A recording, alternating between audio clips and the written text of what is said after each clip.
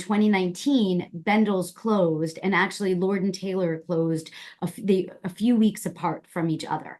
And the New York Times actually had, I think Vanessa Friedman, the fashion columnist, had an article about the closing of these stores. And in the article, she mentioned Geraldine and Dorothy. And I had never heard of them before.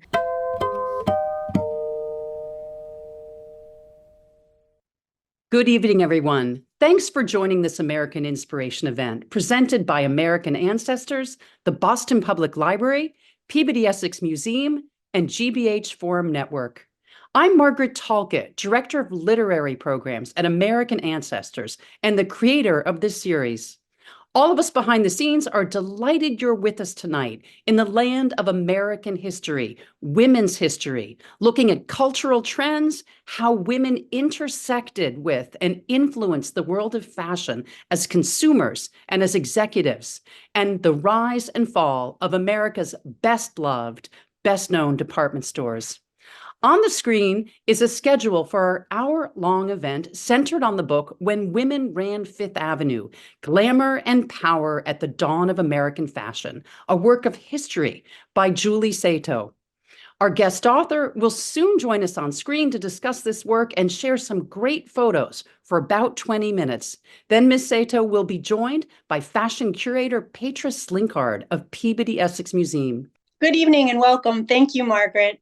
I'm Kristen Motti, a programs librarian at the Central Library of the Boston Public Library. We're so happy to see you this evening. We're so happy to co-present tonight's program, especially since the 2025 upcoming programmatic theme at the library is revolutionary art. Tonight, I have the honor of introducing our featured author, Julie Satow.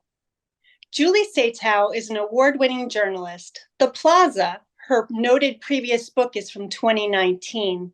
She is a regular contributor to the New York Times. We'll meet Julie in just a moment. Now to introduce tonight's moderator, Margaret, back over to you.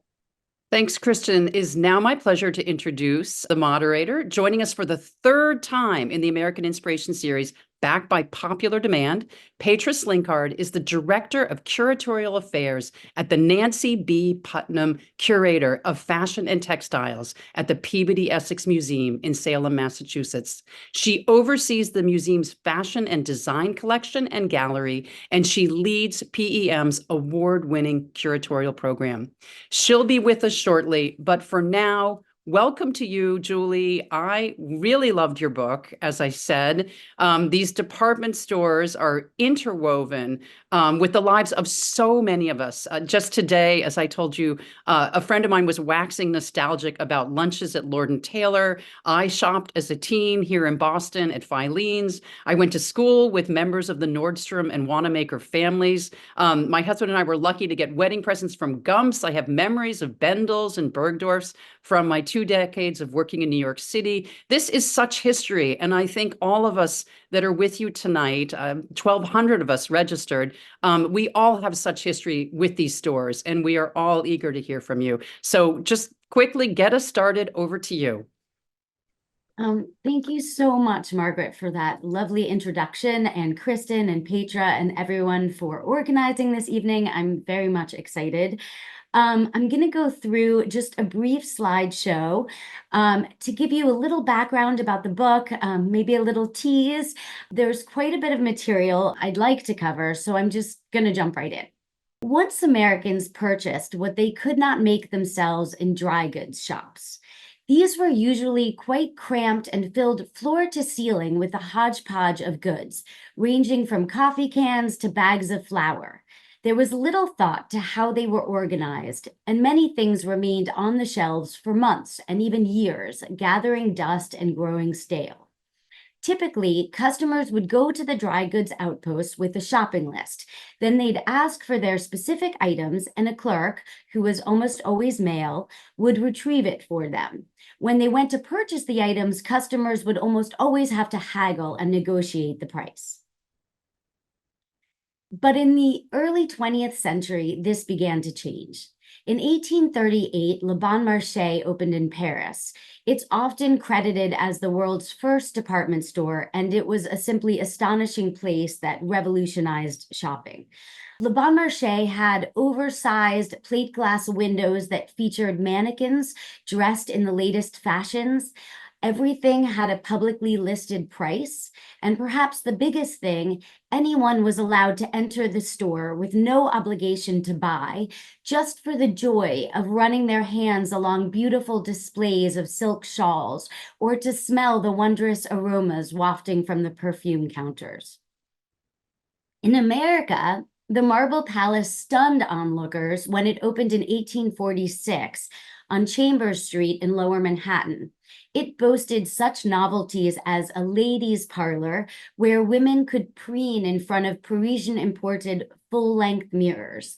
The owner of the Marble Palace was Alexander Turney Stewart, and the store would propel him to become the third richest man in the country after William Astor and Cornelius Vanderbilt. Among his many famous customers was Mary Todd Lincoln, whose compulsive clothes buying habit was so severe that she ran up a tab that equated to about $500,000 in today's money, and that was just in a single summer. Her husband, President Abraham Lincoln, actually could not repay it. In 1862, A.T. Stewart, as he was known, opened a new and even grander store known as the Cast Iron Palace, and it quickly became the cornerstone around which an entire shopping district sprouted. Ladies' Mile, as it was dubbed, ran up 6th Avenue and Broadway and earned its moniker from the crush of mostly white middle and upper class women who appeared there daily, partaking in a new national pastime, window shopping. Of course, New York did not have a monopoly on large department stores. There was the Loop in Chicago, with most notably Marshall Field's, which boasted 76 elevators, 31 miles of carpeting, and a Tiffany dome made from 1.6 million pieces of glass. Its founders' famous mottos included, "Give the lady what she wants, and the customer is always right." In San Francisco, there was Market Street and Union Square with stores like the White House, the Emporium, and of course, I. Magnin. Philadelphia had Wanamaker's and Strawbridge and Clothier. Pittsburgh claimed Kaufman's and Horne's. There was Rich's in Atlanta and Famous Bar in St. Louis. And it should be said that none of these stores were really anything like the stores we have today. These were palaces of consumption, places for glamour and possibility. They had everything from miniature zoos to nurseries for children. They put on these absolutely crazy displays of publicity. Perhaps the most extreme was a store in Oklahoma City that actually held an adoption week where they put 9 babies up for adoption, and reportedly 6 of them found new homes. They even had a dentist's office. Here's one that was actually in Lord & Taylor's in the 1920s, and I'll get back to that. Since many of you are from Boston, I had to call out Filene's, of course. The store was responsible for so many firsts, but perhaps its most famous was its automatic bargain annex. Better known as Filene's Basement, it was created by Edward Filene, who along with his brother ran the store after their father died. The basement was an ingenious concept to sell excess merchandise. The prices of the items were marked down according to how long they sat unsold, and after a month, the unsold merchandise was donated to charity.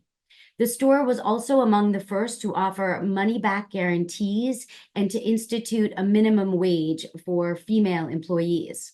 A small side note you might like, one day Edward Filene was struck by the sheer number of women at his store, from the dozens of saleswomen employed behind the counter to the dozens of female customers wandering the aisles.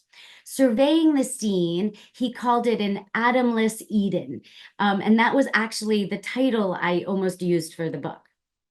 Speaking of women, from their very inception, department stores were uniquely female universes where female customers held sway over male clerks whose job it was to serve them. And at a time when it was considered impolite and even dangerous for women to walk alone in public, department stores actually gave them an excuse to stroll and congregate on their own. Peeling back the glossy layers of these stores, unseen by the crowds, were the female employees, armies of harried saleswomen hoping to please difficult customers, and the girls who were known as wrappers, who folded sweaters and skirts into boxes, tying the ribbons with amazing dexterity. As women increasingly entered the workforce, department stores became a refuge where ambitious employees could receive instruction and the opportunity to rise through the ranks. There were female bookkeepers, which is the image that you can see there, who calculated the store's daily intakes, and powerful female fashion buyers. My book focuses on 3 stores and 3 very different but equally impressive women who ran them.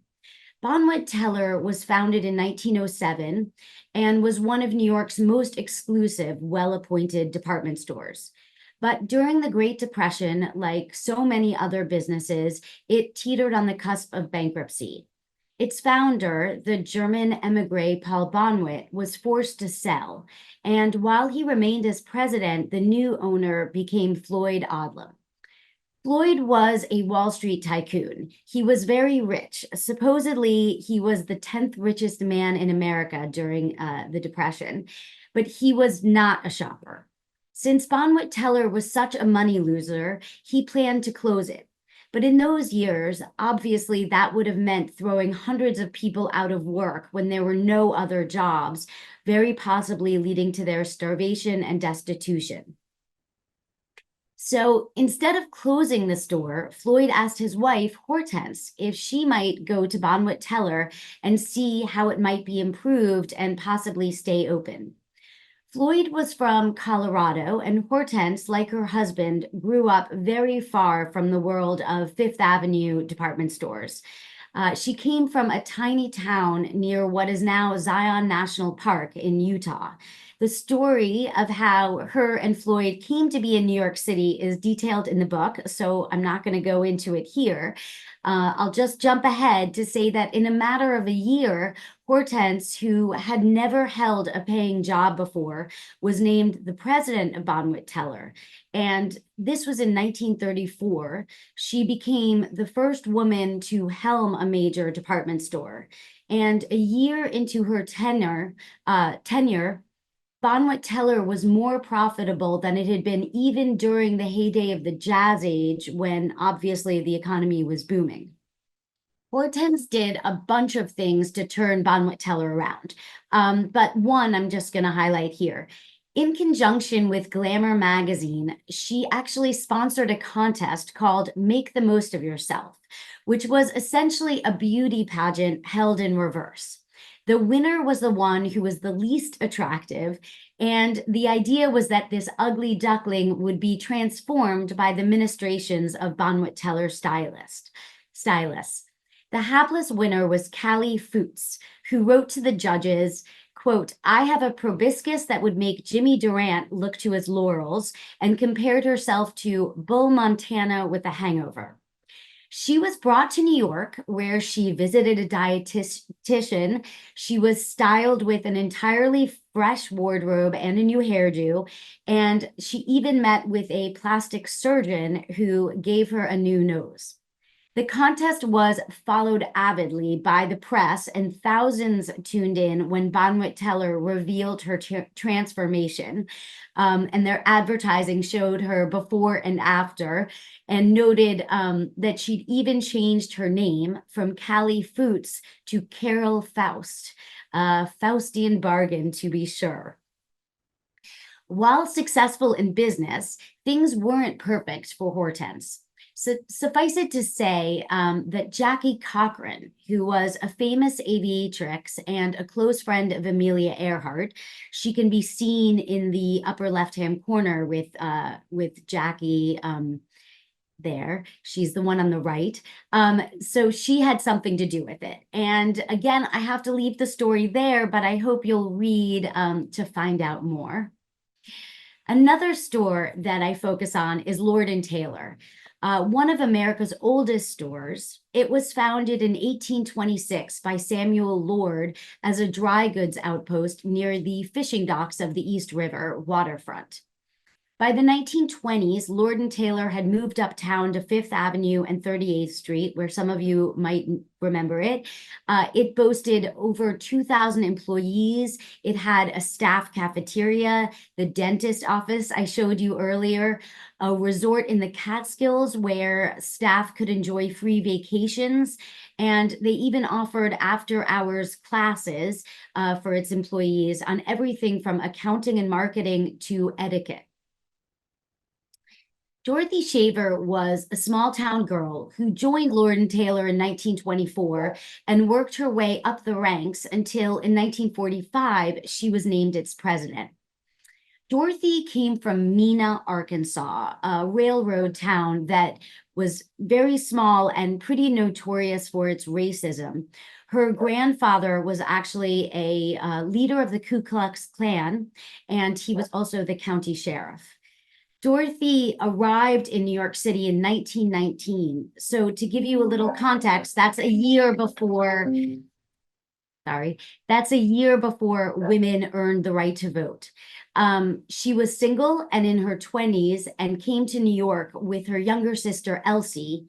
They had just a single suitcase between them. Elsie was an artist, and the two sisters decided that to survive in New York, they would start a business. Elsie created these dolls. They were called the Five Little Shavers, and Dorothy was in charge of the business side. She sold them. They were very popular, and the two sisters even opened their own shop, doll shop, on 47th Street. Unabashedly single, Dorothy lived her whole life with her sister, the spinsters, who, after doing some digging, I found out were definitely biological sisters, had a very adventurous life filled with intellectual and physical pursuits. Dorothy was on the board of the United Negro College Fund, for instance, and counted among her very closest friends people like Tom Watson, who was the CEO of IBM. She helped create the Costume Institute and its famous fundraising ball, the Met Gala, and the Shaver sisters traveled extensively, even taking a plane before this was common and visiting Stalinist Russia. In 1924, the sisters closed their business, and as I mentioned, Dorothy joined Lord and Taylor. In 1945, when she was appointed president, Life magazine dubbed her America's #1 career woman. Dorothy was paid the highest published salary that we know of for a female executive, earning the equivalent of about $1.65 million a year. Still, that was more than $400,000 less than the man whom she replaced. And make no mistake, it was definitely not easy. Life magazine ran this big profile when she was promoted to the presidency, and this is how the magazine described her. The typical career woman encountered nowadays, on the whole, is difficult to get along with. Miss Shaver, in contrast, belongs to the Little Women's School. She makes a feminine fuss over thunderstorms, crossing the street, and lighting a cigarette. No doubt that was definitely not accurate. Dorothy had countless contributions that are too many to name, but I'm just going to mention one briefly. Under her guidance in the early 1930s, Lord & Taylor actually became the first store to put the name of American designers in its advertising and created window displays such as the one there featuring famous American designers who were not famous at the time, like Claire McCardell. It was really revolutionary since the notion of American and designer was completely antithetical. The accepted wisdom was that every designer was French, and Paris was the only place where fashion could be created. With the outbreak of World War II and the occupation of Paris by the Nazis, the emphasis on American designers really picked up steam. And Dorothy saw this as an opportunity, and along with several other important figures like Edna Woolman Chase, who was the editor of Vogue, they began pushing domestic designers and establishing what became the American fashion industry. The final store I delve into is Henri Bendel. Henry, yes. A lot of people think it's Henri in the French way because of its spelling, but it's actually named for its founder who came to New York from the bayous of Louisiana in the 1830s and opened a small millinery shop on East Ninth Street. Henry soon became an arbiter of style for the wealthiest, most elegant American women and wrote a very popular fashion column for the papers.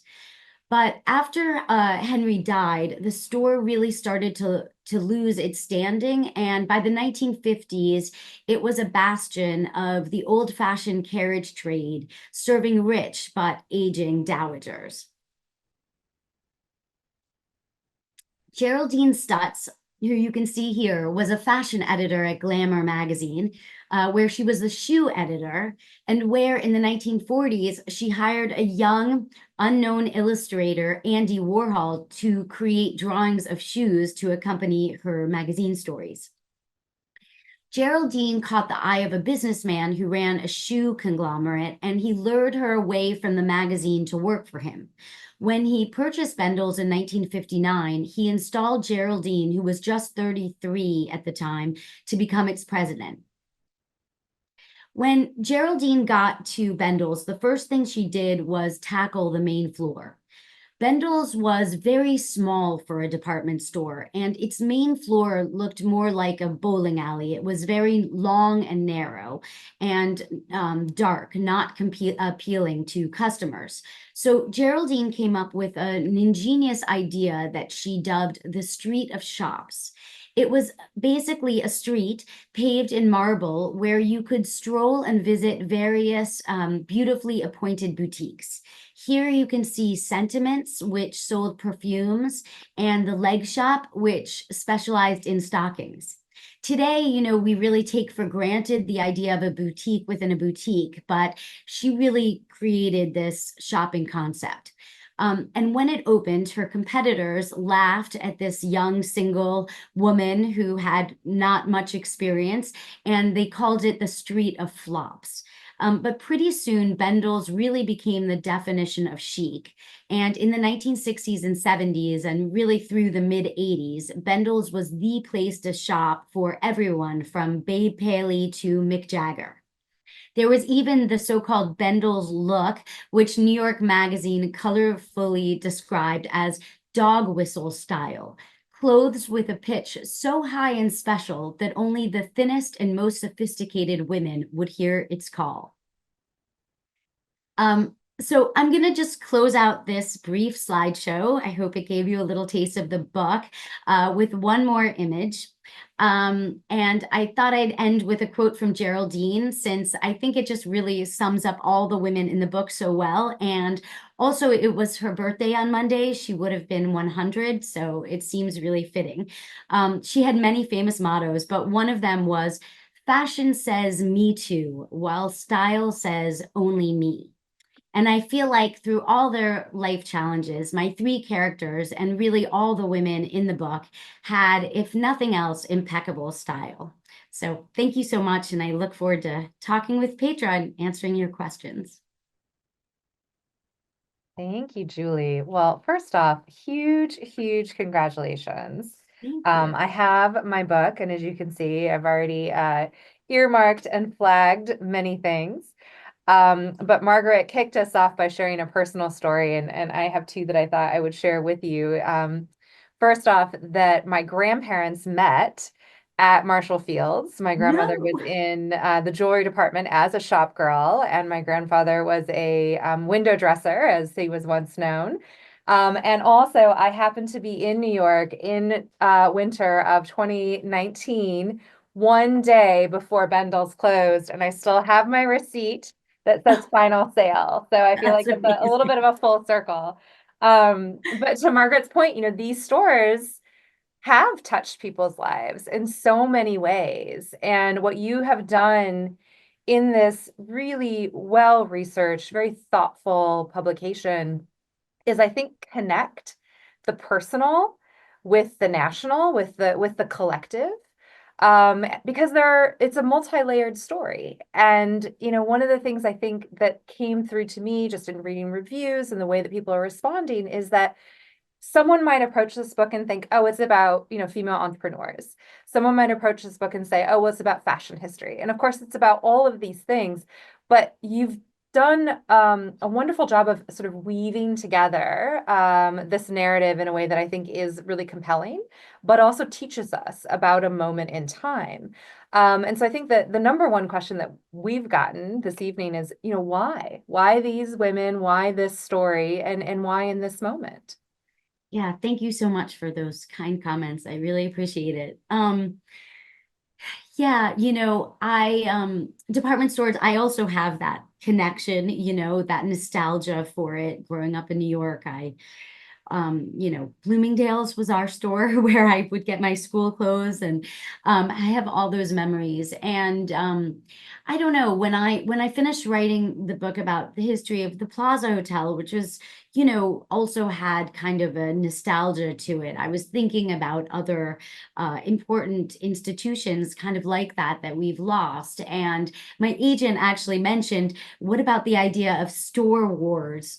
And, I really didn't want to write another building book. I wanted to focus on people. So, as you mentioned, 2019, Bendel's closed, and actually Lord and Taylor closed a few weeks apart from each other. And the New York Times actually had, I think Vanessa Friedman, the fashion columnist, had an article about the closing of these stores. And in the article, she mentioned Geraldine and Dorothy.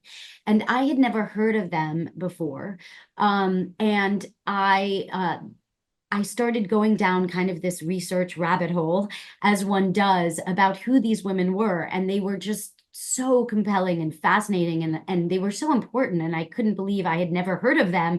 And then I kind of stumbled onto Hortense, and I felt like the three of them really, they're so different from each other, but their stories felt so relatable, and they really tell the story of the 20th century. It kind of spans from the 1930s through the 80s.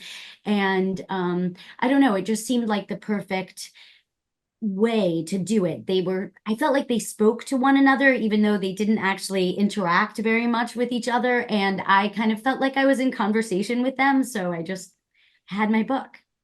Fantastic. Well, no, I totally agree with you. I mean, I think the title is so wonderful, when women ran Fifth Avenue. And I love that in the synopsis, it says, that the department stores were a place where women, shoppers, and shop girls alike could stake out a newfound independence.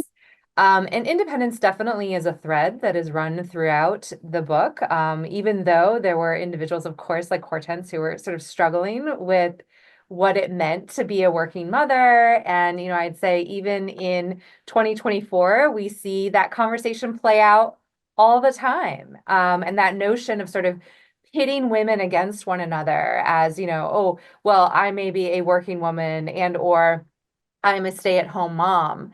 And I'm wondering, if you can tell us a little bit about like what you saw, because even in that case, you have a Dorothy Shaver who was single and didn't have children. And then you have a Hortense who really struggled, with that internally. Yeah. So I should say that, as you mentioned in the first question, like I sort of saw this as three narratives, kind of the rise and fall of the department store, the sort of a look at American fashion, and then really the history of women in work.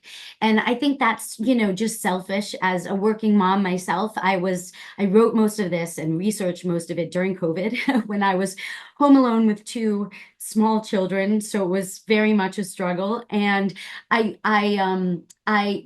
felt so much fascination. I mean, I think one of the biggest things I took away doing the research was how familiar their struggles felt with my own.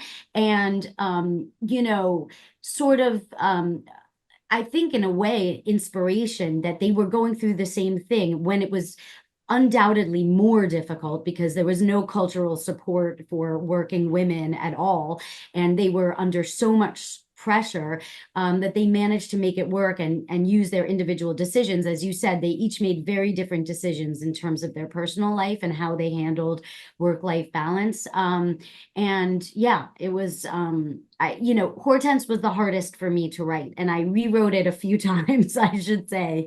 And maybe just because if the audience hasn't read the book, she really had very conflicting feelings. She was the only one who had children, and her relationship to work and how she felt like it impacted her personal life was fraught. So yeah. So let's talk for just a moment. Thank you for sharing that, because I know that there's a personal connection to so much of what you included in the book.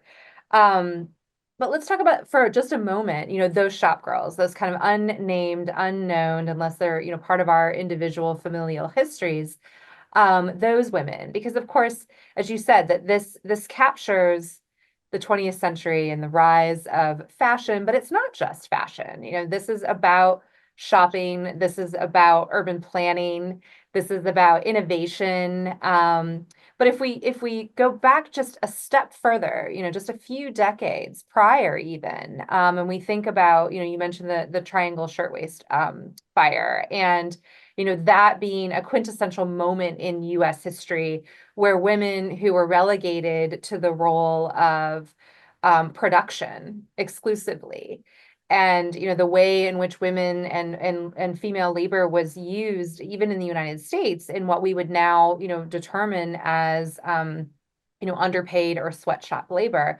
that then there's this rise into this role of shop girl. Can you tell us a little bit about in your research, like how that manifested for people, and what the sort of the designation may have been or could have felt like for individuals who took on those roles? Yeah, so I highlight in the book, I mean, it's these three women, but there's other, I call them vignettes about other things. And one of the first one I stumbled on when I was beginning my research was this shop girl. And she wrote this magazine article in, I think it was Forum, which was an old magazine from the, 1910s. And this article was in 1906. And it was about how she arrived at a department store as she was a young teenager, and she was a dust girl, and she was dusting porcelain. And within 10 years, she was earning so much money that she had moved her family out of the Mission District in San Francisco to a beautiful home, across the bay. She was a powerful buyer. She was making trips to Paris for, fashion shows. And that was really where I realized, my gosh, back in 1906, you had this happening. And this was so unique. This was such an opportunity for women that they didn't have in a lot of these other sweatshops and other places where, forward-thinking owners would train them, would promote them, where they could really have these careers. And that was the point of her article was, come, get a job in a department store. You're going to be shocked at how successful you can become. Look at me. She was, I think, 22 when she wrote it. Yeah, and I mean, I noticed really, I noticed an interesting pattern, which was, really in the 1920s, I'll start with that, you had the flapper and kind of this, sexual inhibition and the progressive ethos where women started entering the workforce much more. Colleges opened their quotas to allow more women to have education. There was really that, women had the right to vote. All these things kind of happened. Then in the 1930s, with the Depression, you took a shocking step backwards where there was actually federal laws that prohibited the hiring of married women and forced many married women to be fired from their jobs. And there was a huge retrenchment in women working because, there were such few jobs that it was considered terrible for a woman to work. They should leave those jobs for the male, earner, although that was a false notion because so many women were actually sole breadwinners for their families. But needless to say, then in the 1940s, you think of like Rosie the Riveter and World War II, and the men go off to the draft, and yet again women make this forward step. Then you have the 1950s and Leave It to Beaver, and you go back, and it was like this back and forth where they were inching forward. And I saw that, and I think that was true in the department store, but maybe less so than in other industries. Thank you. So let's go back to the three main characters, these three main ladies, Hortense, Dorothy, and Geraldine. you know, they are risk takers in their own ways, individually and I think collectively. In your opinion, what are the single most sort of innovative or revolutionary thing that they did? Like what really defines their mark? Yeah, that's a good question. I mean, for instance, personal shoppers. Dorothy Shaver came up with that concept. She essentially was hired to do something that they used to do, which was spying on competitors. And she was hired to kind of helm this department of these spies who would go to these other department stores and spy on what they were doing and what they were charging for merchandise and then coming back and reporting it. And she thought that was ridiculous. Why are we focusing on competitors? Let's focus on ourselves. What we should actually do, she thought, was, let's have someone who's a stylist who can go to all the different departments and help a customer find a hat that matches her gloves with the same jewelry and shoes. And wouldn't that be a better use of our time? And her boss was like, great idea. Now you can be in charge of both things. But, that's an example, of course, but that's an example of, that's something that she really invented. And actually, Lord and Taylor was quite famous for, eons for its personal shopping service. I'm just trying to think. I mean, Geraldine, I mentioned the boutique within a boutique. I was recently in a Target, and inside the Target was an Ulta beauty like boutique. And I was like, Geraldine, there you go. A boutique within a, you know what I mean? That concept of creating little spaces within a larger store to, something that we totally take for granted now. So I don't know, 2 examples. No, I love another it. thing for Hortense, I feel like I should give her a shout out too. Sorry. She thought of creating hats on the ground floor. So before, hats were kind of buried upstairs, and she was like, women like to make impulsive purchases. And this was an era in the 30s when everyone wore a hat. So let's keep it right by the front door. Maybe you'll wander in and say, oh, I'll just get a new hat. And it was her idea for that sort of impulse buys, which we all see today. So there you go. That's great. Thank you. So we have lots of questions in the chat, but I've got one more before I start to call our questions down. Obviously, there are 3 women who you focus this book on, but there are also other individuals who are highlighted, and I'm going to call them the disruptors in a way, because that was sort of how I took not only the insertion of their story within these stories, but also their impact as well as collaborators and as innovators in their own right. And so we have, and forgive me if I'm saying anyone's name incorrectly, we've got Maggie Walker, we've got Elizabeth Hawes, we have Adele Rootstein, we have Beatrice Fox Arbach, and then Anne Lieben Springer. And, I'm wondering if you can tell us just a little bit about, why these 5 women and, how their stories added, I think, really insightful and impactful layers to this book. Yeah, I mean, Maggie Walker she should be, taught in every school. Was an amazing woman. She was the first Black woman, first woman, I think, to charter a bank and the first Black woman to be president of a bank. And in 1905, in Richmond, Virginia, which was the seat of the Confederacy, and this was not long after the war, she opened an all women African American department store, and it was the first of its kind. And it was, a total rule breaker. And her idea was really, most of the women in my community are working as, nannies or housekeepers. And this would be an opportunity for them to have more fulsome careers. So this is a great idea. Of course, all the white retailers got together and basically forced a boycott, and her business did not last more than a few years. But, there's an example where I felt like that was a very important piece of, context to know about. And it was hard to get to that story within my 3 women. So I wanted to include it. Adele Rootstein, you mentioned, she really created like the mannequins that we know today. So I was like, a lot of people want to know about the history of mannequins. And that is the strangest, most fascinating history to me, I thought. So, you know, her first mannequin, the first kind of like modern mannequin, she actually hired Twiggy before Twiggy was Twiggy, when she was just a random teenager, to pose for her, and she kind of created the modern mannequin. So I don't know, those are some examples. Thank you very much.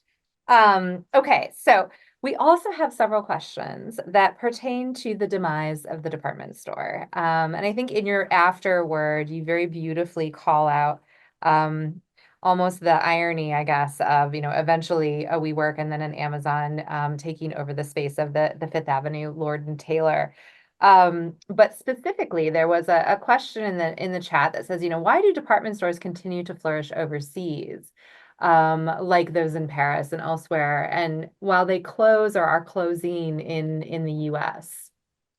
Yeah, I mean, I think consumer behavior is different overseas. Partly, some of them are not doing as well. Like Harrods, for instance, is like kind of a shell of itself, but many are. Certainly, you know, in Paris, the department stores are thriving. I think, you know, what happened for American department stores is the demise really kind of began in the 50s, when suburban branch stores opened, and there was kind of a dilution of the brand of the downtown store when you opened all these, you know, branch stores. And, you know, why go into the city when you can go to the Manhasset Mall and go to the Lord and Taylor there, right? And then in the 60s, there was the advent of all these discounters like Target and Kmart. They all opened in the early 60s, and it really created like a price war, essentially. And it kind of, you know, led to kind of the department stores having to cut costs and cut salaries and et cetera, et cetera. And it sort of set the path that we see today, with so much, you know, mergers and closing, and, you know, hardly any remain. In Europe, I think that, you know, there's less of that discount concept. You know, there's the small local stores where you go maybe in your little town still, you know, and then the big department stores. It's not quite the same scenario. So I think that's the reason. Thank you. So let's see, there were, And oh, I should mention, sorry, the internet. Obviously that happened. So that really affected things too for the department stores. Yeah. no, absolutely. Well, and also, I mean, you mentioned the democratization of fashion. And so in a way, it's a different kind of innovation, right? So we've like flipped innovation on its head, whereas the department stores were this place, this hub of social connection and communication and exchanging of ideas and style. I mean, you talked about the personal shopper. I mean, there was like a true like influence and influencer sort of dynamic, and that has shifted. I mean, I think that human nature remains relatively the same, right? Like we're still influenced by what we see or don't see, or what we see people wearing, etc. And how do I get that? Because that's great. But the avenues for that communication has shifted. And, you know, these women are really credited for, I think, opening so many of those doors and different ideas. Yeah, I mean, just to go on that for Right. a second, that's right. I feel like, you know, in many ways, obviously, these department stores were wonderful for women, for career development, for fashion, all these things. But, you know, they were also, you know, barriers to entry, you know, and they had a lot of power. And today, as you mentioned, you know, in some ways, you want to start a t-shirt company, you can like open an Instagram account and start selling t-shirts and, you know, get noticed. And it is, in some ways, more of a democracy. So, you know, it's a mixed bag. Yeah, no, absolutely. Well, and you know, your barrier to entry comment actually leads me to another question that's been posed here. And that is more specific, but it says, you know, was the welcome mat out at the NYC department stores for ethnic or racial diversity for shoppers and employees from the 20s onward? Yeah, so definitely not. In the beginning, you know, it was really, it was not only white employees, it was also really native born, because they didn't even want you know, shop girls who had accents. So it was not, you know, democratic. In the early 40s, actually, Beatrice Fox Auerbach, who ran G Fox's, and Dorothy, in the same year, essentially, at Lord and Taylor, started hiring a lot of African-American salespeople, which was, there was a lot working in the warehouse or stock rooms, or doing, the elevators, that kind of thing, but not on the front floor. Right. And in really the early 40s, that started to change. They started to, and Beatrice was a very big innovator, and she actually hired an African-American woman to be in the lingerie department, which, I mean, it created a bunch of newspaper articles. It was such a big deal because, to touch your under things was considered even more intimate. So, but so there was some, but there was still quotas, and it was certainly not, an equal playing field. Yeah, no, I appreciate that.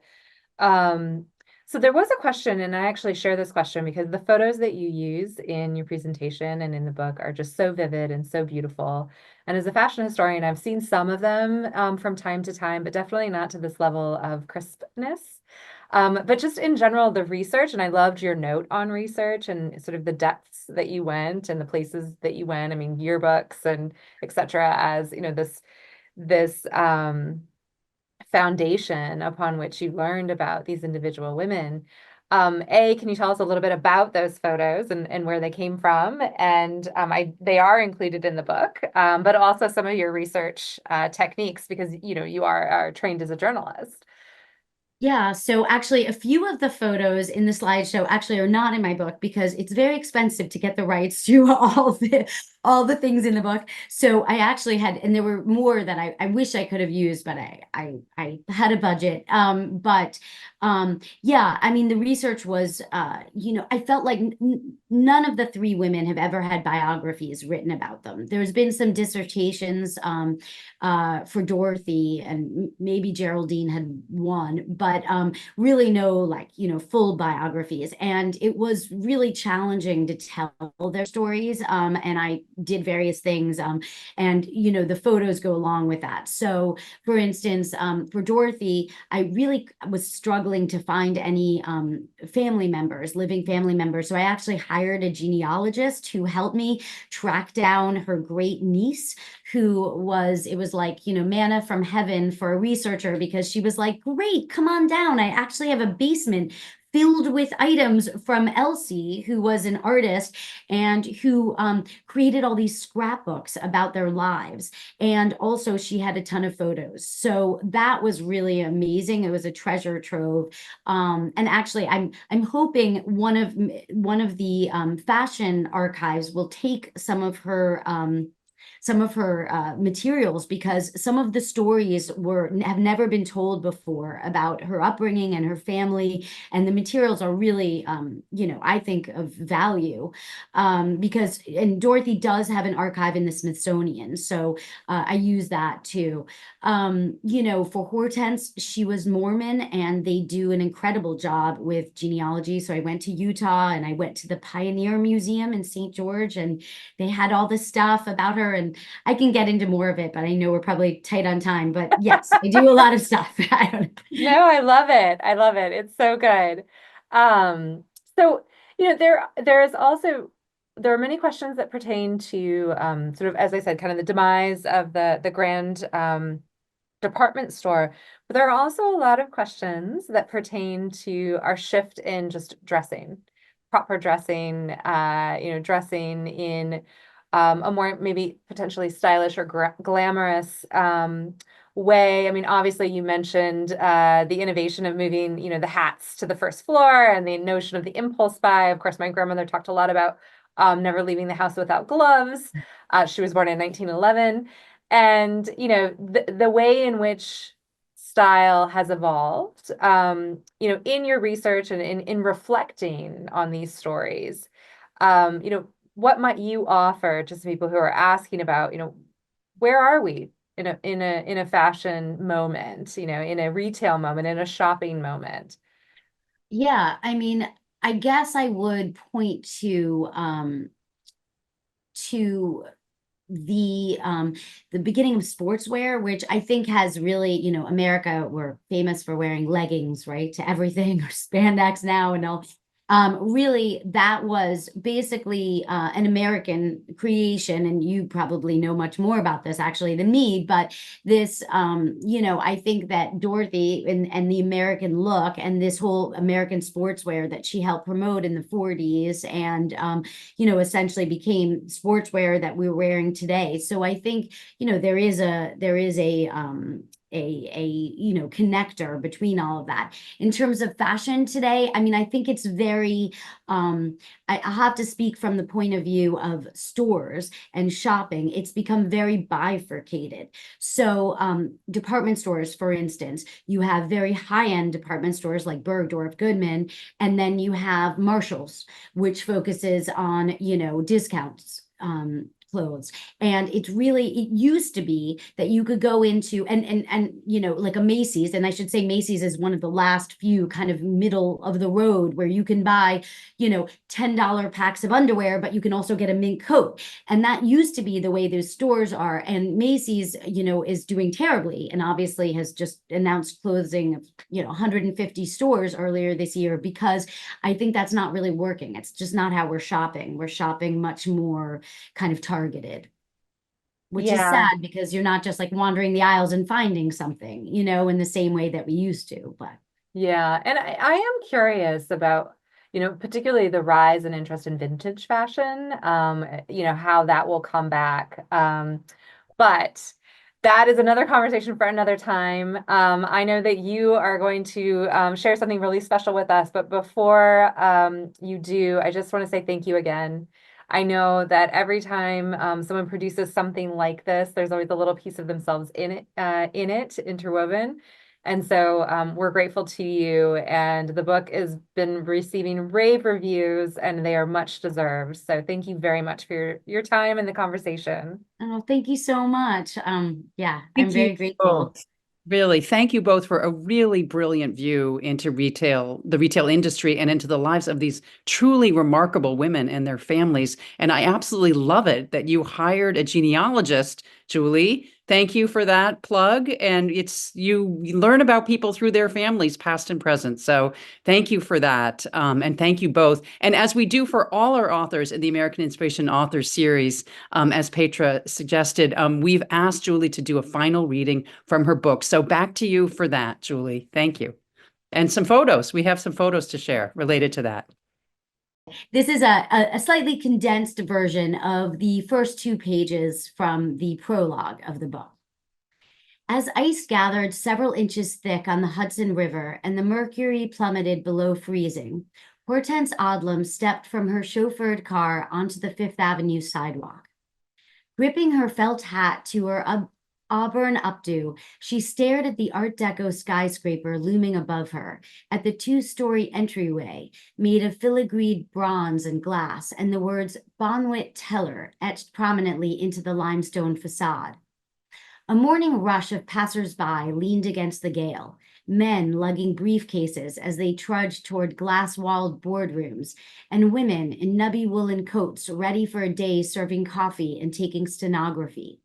It was the height of the Great Depression, but even the ranks of the jobless seemed purposeful, huddling against the tall buildings to shield themselves from the biting cold, their bare hands outstretched in the hopes of a Christmas coin. Hortense pulled her fur coat around her and stepped gingerly through the revolving doors. At once, the scramble and blizzard outside fell away as an atmosphere of hushed grandeur and a blast of warm air enveloped her. She looked about the store's main floor, with its maze of glass counters and mirrored columns, the clacking of high heels against marble echoing through the vast space as a handful of early morning shoppers wandered the aisles.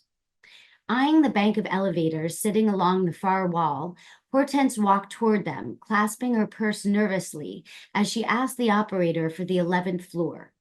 She exited into a reception area, behind which were a series of doors where Bonwit Teller's management had its offices. The secretary showed her to a nearby couch. Moments later, an elderly gentleman dressed nattily in a 3-piece suit with a shock of silver hair stuck his head from behind one of the large wooden doors and waved her inside.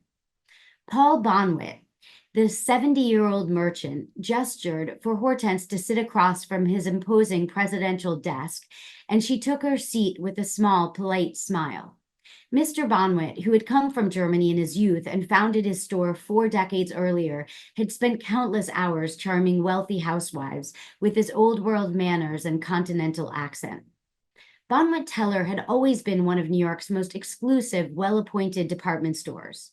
But 3 years into the Great Depression, its rows of mink coats and shelves of baccarat glass sat unsold, and teetering on the cusp of bankruptcy, Mr. Bonwit had been forced to sell.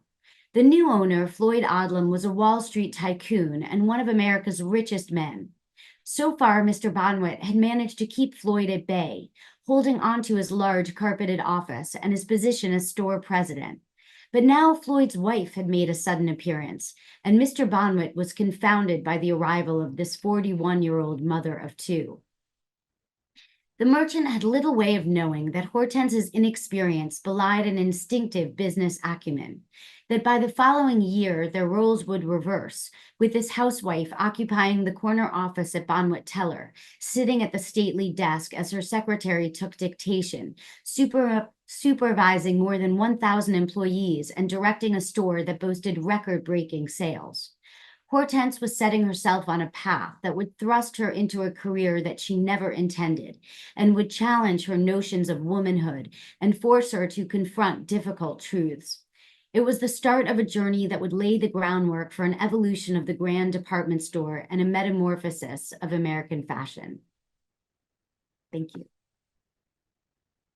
What a transformation for her, and what a transformation for our country, going from mimicking Europe and being scared of Paris and its fashions and trying to get them over here to really developing our own center of fashion right here in the country. Even if we have landed recently at spandex, it's really remarkable to read your history. So Kristen and I want to thank our guests, Julie and Petra, and thanks to the GBH Forum Network and to the audience out there in Zoomland. We thank you. We appreciate your interest in America's history in all its diversity. We will hope to see you soon again. But for now, a good night to all of you. Thank you.